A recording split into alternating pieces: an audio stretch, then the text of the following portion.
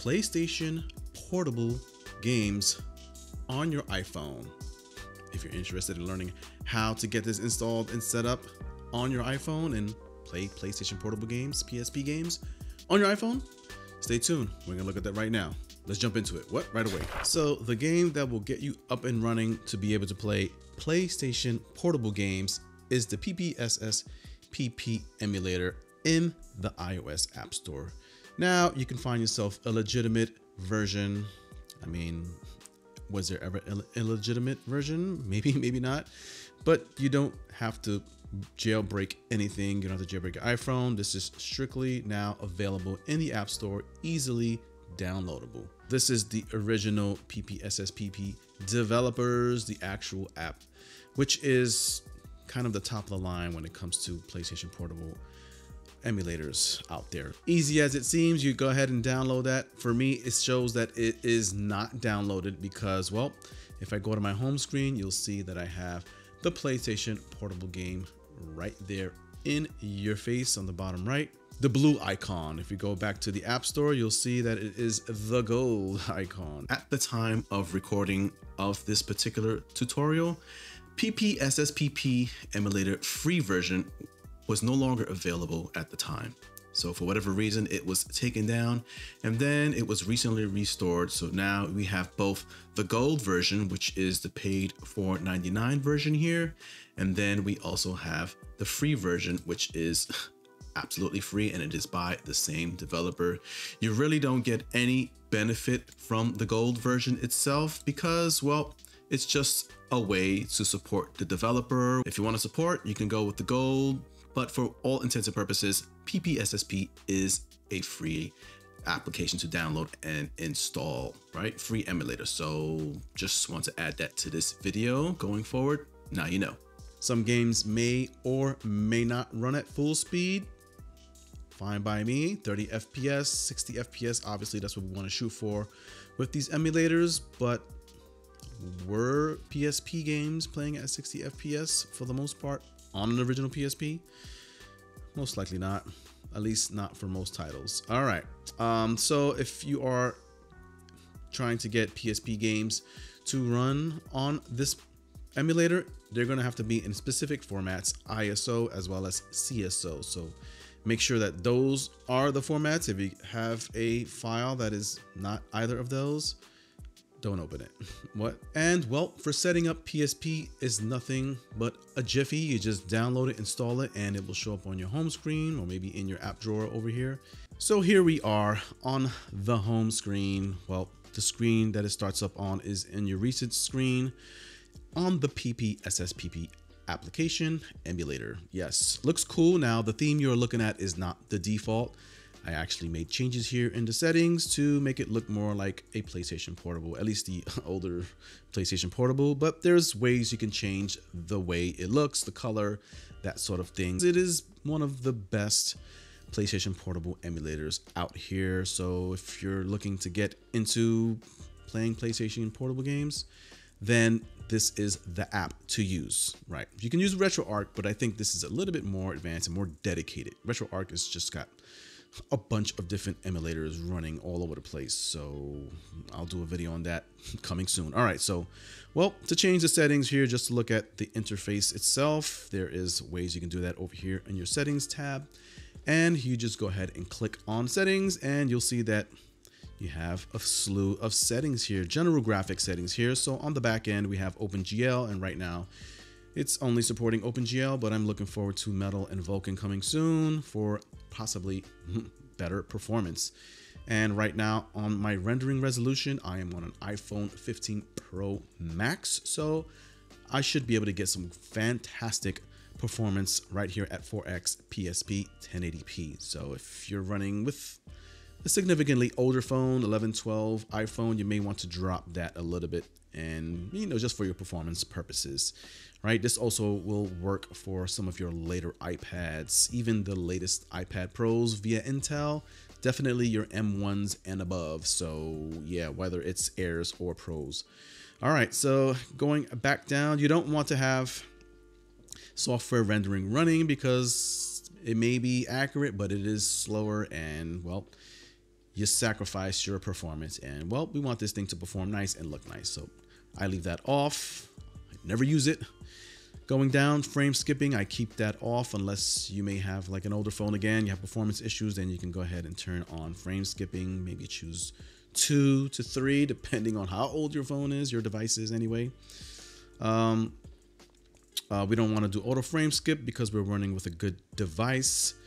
So I don't typically touch any of these settings here. Upscale, we'll keep it as is. And what you may want to do is scroll down to the bottom and maybe show your FPS counter as well as show the speed. I've already checked those off, but they're not checked off by default. You may want to check off these 2 things right here. So that's really about it that I touch on this specific graphics window, at least for now, until I want to start delving into some other games. Perhaps maybe some games may require some changes here, but for right now, all the games are running fantastic.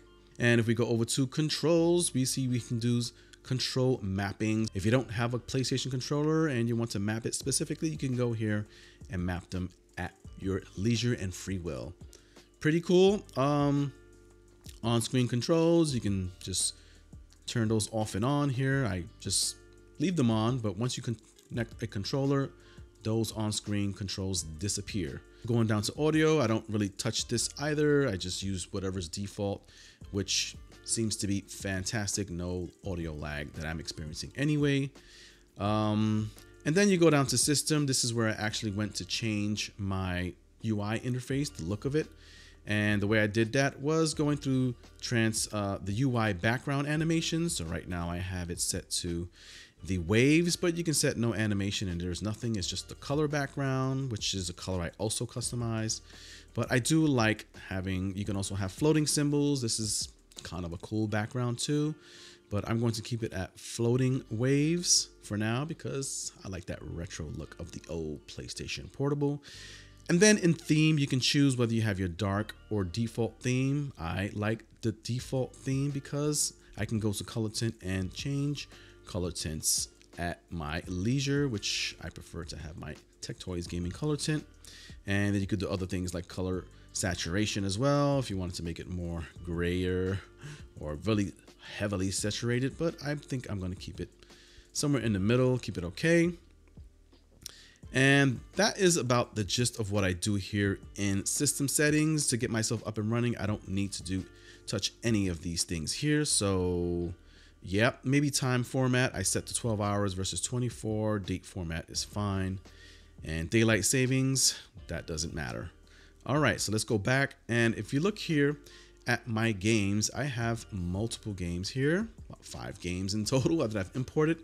But it was easy to import the games themselves. I simply just went over to my files directory where I had all of them downloaded, and I moved them all from my downloads folder into my PPSSP folder you see right there on the left. I dropped it into the PSP folder, into the game folder right here. And this is where you see my games. And once you drop those games into your folder, your PlayStation Portable emulator will identify them and even go so far to apply it to your home screen and cover art. That is awesome. So fantastic feature by PPSSPP developers. Awesome sauce. If you don't see it show up here, you may have to either relaunch the app or just hit the little refresh icon right there to show up. But this is the way that PPSSPP will identify games. You have to drop it into that games directory so that way it knows to show up. All right, so with that done, there's not much else to do. You can click load if you want to look for another game somewhere. So it looks like I'm missing one of the God of War games. So let's go ahead and carry that God of War game over. I believe it's this one. I'm just going to copy it, do it the long way, and go back to the PlayStation Portable folder, which is on your iPhone. Scroll down, look for your PPSSPP folder, PSP, and then drop it into your games folder. This is where my other 5 games are, and I'm going to drop that secondary God of War game in there. Going back to my PlayStation Portable, you see I have the 5 games here, but I'm missing one. So if I hit refresh, you'll see that game populate right here on the games tab. Awesome. Now, if you look at it, my games pictures here are pretty big. So what I did was I went into settings here and I increased the size of the games. And if you go back, you'll see that the games are pretty large now. So, and you can, of course, just keep clicking to decrease and make them as tiny as you like. I don't like them so small because I like to see the cover art, so I keep it relatively big and makes you feel like you're in some sort of gaming console, so to speak, right? And it looks fun to me in my eyes. All right, so here we are with our Backbone controller, and we have our games loaded, and everything seems to be working quite nicely. And as you can see, as I scroll through the games, it refreshes the background. So this is feeling like a full-on console experience here, Techies and Gamers. So let's just go ahead and select God of War Sparta. Just press A on the Backbone controller. I don't know what button that is on PlayStation. This game runs fantastic. I can move the character with the analog stick here. Very little to no input lag. The buttons are mapped pretty much as in Xbox is. The jump is tied to A, so I didn't have to change any of that stuff. The grab is on B. Left and right buttons for block. Yep. This is a menu setting. I may change that. This is like the select button here on the top right. So I probably would change that trigger to be like the select button down here, which is doing nothing. And pressing start, you can actually go into your config and change game setting configs and tailor each game with the specific config you like. So you can go into game settings and change your graphics, your controls, and map the buttons. And that will be saved to this specific setup. I already have something saved and I can just delete it. We'll delete the game config because, well, it's the same exact one that I'm using. And you can save your game states here on the left. So if you're in the middle of a boss fight and you just have to run out and do something for whatever reason, you can save it to any one of these states and you will pick up right in the middle of the boss fight. So be sure to save your games often, and then you could just click play to play the game state right here. Woo, that grab is serious. My Lord, what have I been doing? Slamming them around. That's right. Jesus, this is wrestling. Oh my God, I threw him out the window. Give me your arms and give me your other arm. I need both of them. I need 4 arms. What? There you have it, Techies and Gamers. PlayStation Portable for iOS. This is super fantastic. I am looking forward to getting into playing some PSP games. I played a lot of PSP, but not that much. So I'm interested in seeing all of the fantastic titles that are potentially on here. I'm sure this is pretty popular portable device, which is the Sony PlayStation Portable. So God of War, I haven't really been into a lot of the God of War games because I've actually never really been into PlayStation. I've been like an Xbox head for a long time. If you have any more questions regarding setup for the PSP with the PPSSPP application, just let me know. I'll be sure to answer all of my questions in the comments. That's just a habit that I'm into doing. I love communicating with you guys. You guys put me onto a lot of stuff and vice versa. So, hey, one hand washes the other. We all out here learning, gaming, and living life and having fun, right? That's the whole gist of it, right? And helping others. Don't forget that part. So I'm here to help you. You help me out. The world is a better place to live. All right, Techies and Gamers. And with that, yeah, I'll see you in my next video. I'm going to go play some God of War. I haven't actually played this yet. Later.